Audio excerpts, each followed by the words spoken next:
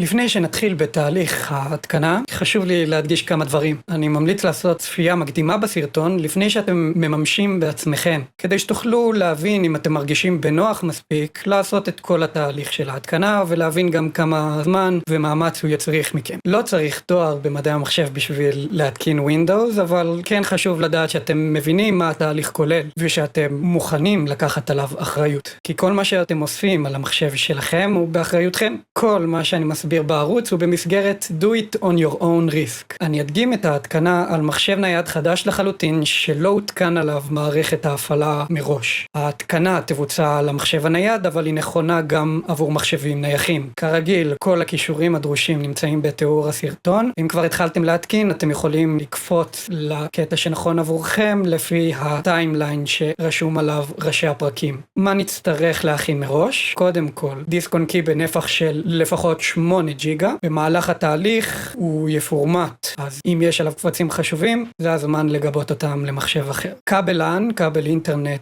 בשביל להוריד עדכונים בצורה מהירה. אם אתם מתקינים על מחשב נייד, יכול להיות שתצטרכו להיעזר בעכבר עם חיבור USB, כי משום מה יש מחשבים ניידים חדשים, שלפעמים לא מזהים את המקלדת או הטאצ'פד בלי ההתקנה של דרייברים חדשים. ודבר אחרון שנצטרך מראש, זה מידע מקדים על מודל המחשב הנייד שלכם, או היצרן והמודל של לוח האם במחשב הנייח שלכם. אתם מוזמנים לעצור ולאסוף את כל הפריטים האלה, ואחרי שתאספו אותם, נוכל להתחיל. אז אני לוקח את הדיסק און קי, במקרה שלי של סנדיסק, אני אחבר אותו למחשב, ואני יכול לראות פה למעלה, מערכת הפעלה התאימה את האות F לדיסק און קי שלי. חשוב לזכור את האות שהמחשב נתן לדיסק און קי, נצטרך את זה מאוחר יותר. Windows 11 Media Creation Tool, Create Windows 11 Installation Media, אני אוודא שהמחשב שאני מתקין עליו עומד בתנאים של Windows 11, אני אפתח אותו, נאשר את תנאי השימוש, אני אלך על ההתקנה בשפה העברית, כונן הבזק מסוג USB, ואני רואה שהוא באמת מצא את הדיסק און קי, כונן F. בשלב הזה ניתן לתוכנה לרוץ ברקע ונחזור אליה כשהתהליך יצירת הדיסק און קי תסתיים. סיום. עוד לא סיימנו להכין את הדיסק און קי, נלך לתיקייה שבה הותקן ההתקנה של מערכת ההפעלה, נלחץ Ctrl-Shift-N ונקרא לתיקייה הזאת Later. זוכרים שאמרתי לכם לבדוק מה שם המודל של המחשב הנייד שלכם, או מודל לוח האם? במקרה שלי, החברה שיצרה את הלפטופ שאני אעבוד עליו היא לנובו, ושם המודל זה כל החלק הזה. אלך אך ורק לאתר היצרן, בין אם זה היצרן של הלפטופ או היצרן של לוח האם, ואני אעתיק את החלק הזה של המודל בשביל לחפש באתר היצרן את הדרייברים שמתאימים לו. אני אכנס לאתר הרשמי של לנובו, Support, ואחפש את המודל הספציפי שקניתי. אני אבדוק באקסטרה זהירות שהמודל הזה הוא המודל המדויק של הלפטופ שלי, או לוח האם במקרה שאתם במחשבים נייחים, ונלך לדרייבר סופטוורס באופן ידני, אבדוק על Windows 11 64 ביט. אז ככה, אני אוריד את הביוס והפירמוור,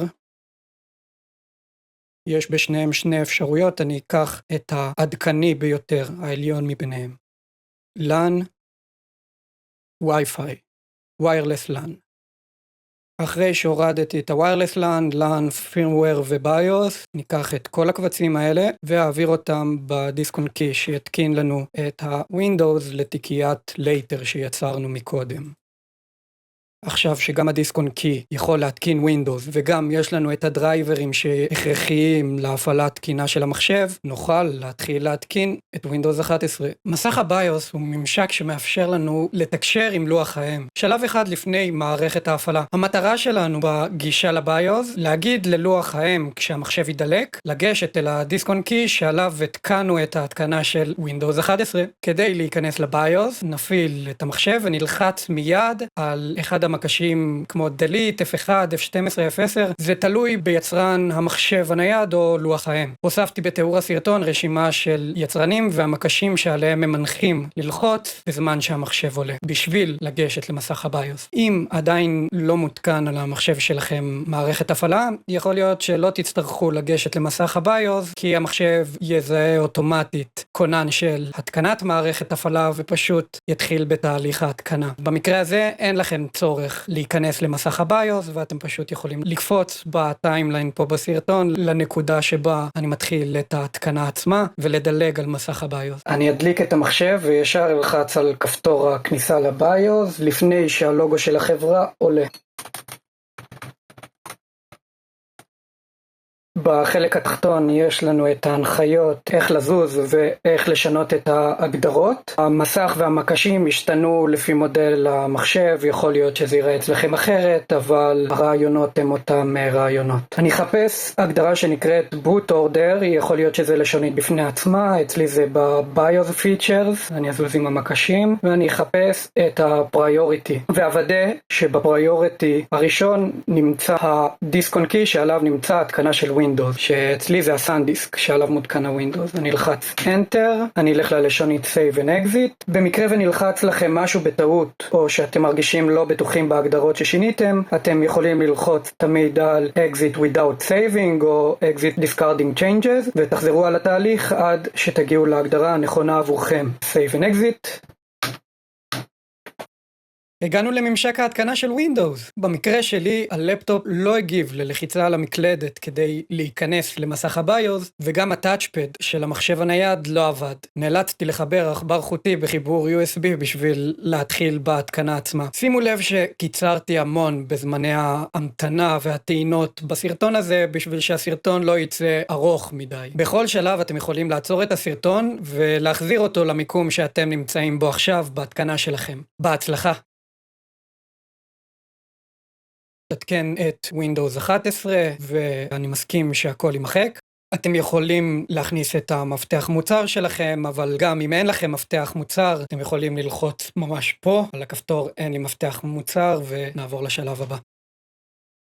נבחר את הגרסה של Windows, נסכים לתנאים.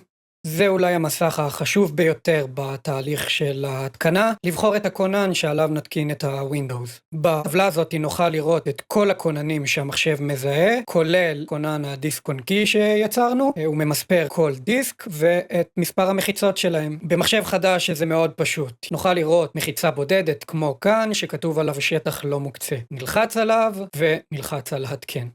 נאשר שאנחנו מוכנים לצאת לתהליך. לתהליך הזה לוקח הרבה זמן, והמחשב שלכם יעשה ריסטארט כמה פעמים, אז לא צריך להיבהל מזה. העיקר שתשמרו אם זה מחשב נייד, המחשב מחובר לחשמל, וכנ"ל במחשב נייח, להשאיר אותו פשוט מחובר לחשמל לאורך כל התהליך הזה.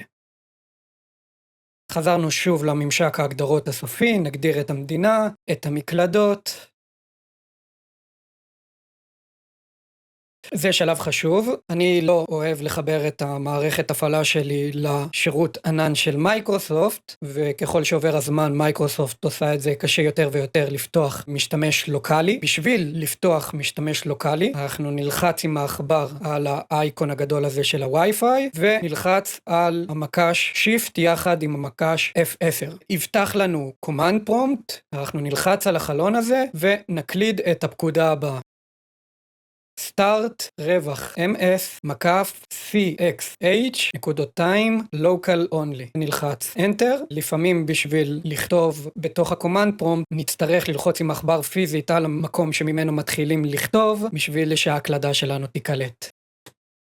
ייפתח לנו אפשרות להגדיר משתמש לוקלי בלבד. תגדירו את השם למחשב, את הסיסמה, שאלות שיעזרו לכם לשחזור במקרה אם תשכחו את הסיסמה, ולאחר מכן נגיע סוף סוף לשולחן העבודה של Windows.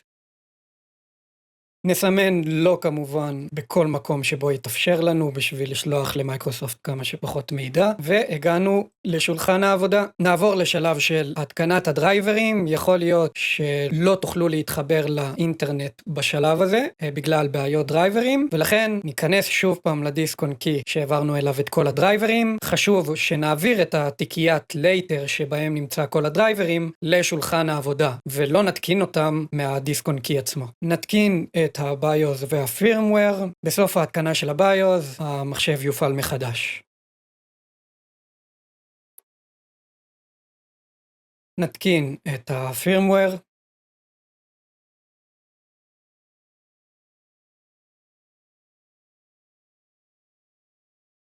אחרי שהתקנתי מתיקיית הלייטר את הדרייבר של הלאן והווי-פיי, המחשב החדש הזה סוף סוף הצליח לקבל גישה לאינטרנט. לפני שאנחנו רוצים להתחבר לכל החשבונות האישיים שלנו בפייסבוק, ג'ימייל וכאלה, חשוב מאוד קודם כל לדאוג לעדכונים של מערכת ההפעלה. העניין הוא שווינדוס מגיע עם הגדרות שינה דיפולטיביות. אם המחשב ייכנס למצב שינה באמצע התקנת העדכונים, זה פשוט יתקע את התהליך. אז מה עושים? ניכנס להתחל, הגדרות, נחפש הגדרות צריכת חשמל, זמן קצוב עבור מסך ומצב שינה, נעביר את מצב השינה לאחר אף פעם. אחרי שנסיים להתקין את העדכונים, תוכלו להחזיר את הגדרת מצב שינה למה שנוח לכם. כדי לקבל את כל עדכוני האבטחה החשובים, כדאי שהעותק של ווינדוס שלכם יהיה עם רישיון חוקי.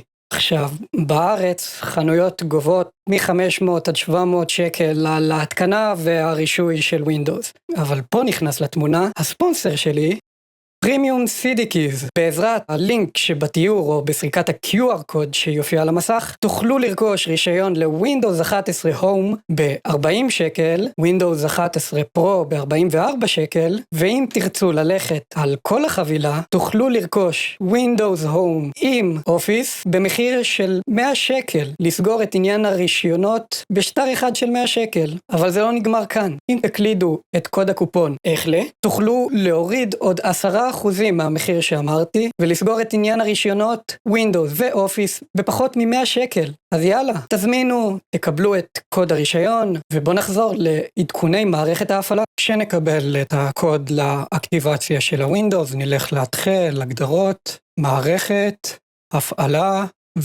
פה תוכלו להקליד את מפתח המוצר שלכם ולהפעיל את ווינדוס. אחרי שתפעילו את הווינדוס, תעשו ריסטארט ונתחיל במסע עדכוני מערכת ההפעלה. נלך לווינדוס אפדייטס, לבדוק אם קיימים עדכונים. חשוב גם לבדוק עדכוני מערכת הפעלה מתקדמות. נלך לאפשרויות מתקדמות, עדכונים אופציונליים, נלחץ על החץ כאן ונסמן כל מה שיהיה כאן הורד והתקנה.